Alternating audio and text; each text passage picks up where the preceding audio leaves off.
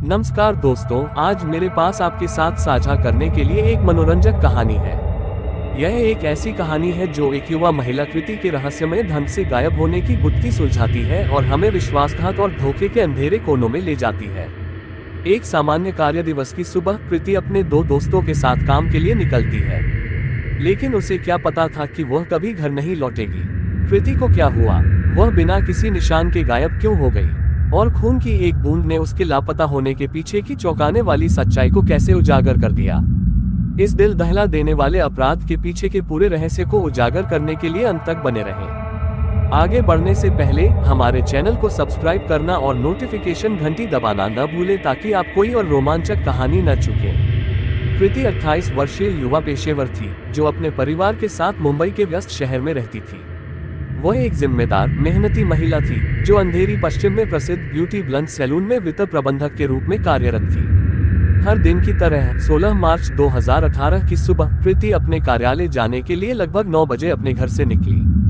उसके दो दोस्त सिद्धेश और खुशी बाहर इंतजार कर रहे थे क्योंकि वे आमतौर पर एक साथ काम करने के लिए कारपूल करते थे। उस शाम तक सब कुछ बिल्कुल सामान्य लग रहा था।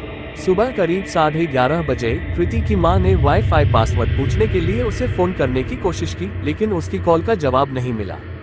कृति के दोनों फोन बंद थे। उसकी मां ने सोचा कि वह काम में व्यस्त होगी और उसने इस बारे में ज्यादा नहीं सोचा। उसे क्या पता था, यह आखिरी बार होगा जब उसने अपनी बेटी को फोन करने की कोशिश की होगी। जैसे जैसे शाम होती गई, कृति के परिवार को चिंता होने लगी जब वह अपने सामान्य समय पर घर नहीं आई। उसके कार्यालय से पता चला कि वह उस दिन काम पर नहीं आई थी और उसका फोन भी बंद था। उसका परिवार अब दहशत में था। उन्होंने कृति के दोस्तों से संपर्क किया, लेकिन उस दिन किसी ने भी उसे नहीं देखा था और न ही उससे बात की थी।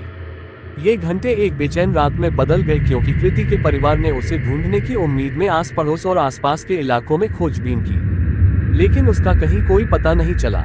रात की नींद हराम होने के बाद कृति के परिवार के पास पुलिस को शामिल करने के अलावा कोई विकल्प नहीं था।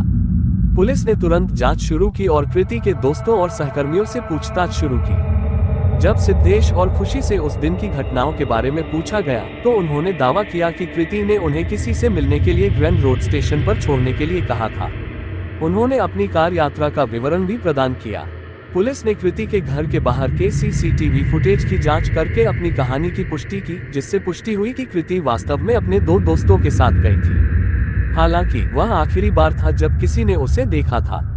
अजीब बात है कि ग्रैंड रोड स्टेशन के पास के सीसीटीवी फुटेज में कृति, सिद्धेश या खुशी का कोई निशान नहीं दिखा। ये पहला खतरा संकेत था क्योंकि उसके दोस्तों द्वारा दी गई कहानी सबूतों से मेल नहीं खाती थी।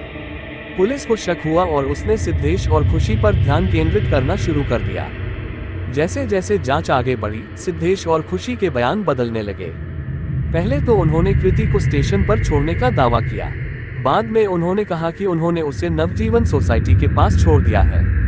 उनकी कहानी में लगातार बदलाव ने पुलिस को और भी अधिक संदिग्ध बना दिया।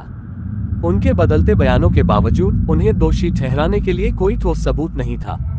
दिन हफ्तों में बदल गए और कृति गुमसुम रहने लगी। पुलिस के पास सुराग नहीं बचे थे और कृति का परिवार उम्मीद खो रहा था। कृति के लापता होने के 50 दिन बाद फोरेंसिक रिपोर्ट के रूप में एक बड़ी सफलता सामने आई। जिस कार को सिद्धेश और खुशी ने उस दिन कृति के लिए इस्तेमाल किया था, उसे फोरेंसिक जांच के लिए भेज दिया गया है। और तभी पुलिस को एक चौंकाने वाली खोज हुई। कार की डिक्की में खून की एक बूंद पाई गई। रक्त का डीएनए परीक्षण किया गया और परिणामों ने सबसे खराब पुष्टि की ये कृति का था। खून की यह एक बूंद ही मामले को पूरी तरह से खोलने के लिए काफी थी। अब पुख्ता सबूतों से लैस पुलिस सिद्धेश और खुशी को पूछताछ के लिए वापस ले आए। घंटों की लगातार पूछताछ के बाद आखिरकार दोनों टूट गए और अपना खौफनाक अपराध कबूल कर लिया। सच्चाई किसी की कल्पना से भी अधिक परेशान करने वाली थी। ये पता चला कि सिद्धेश, जो कृति के अधीन काम करता था, काम में खराब प्रदर्शन कर रहा था। मार्च 2018 में कृति ने उन्हें नोटिस जारी कर चेतावनी दी थी कि उनकी नौकरी खतरे में है।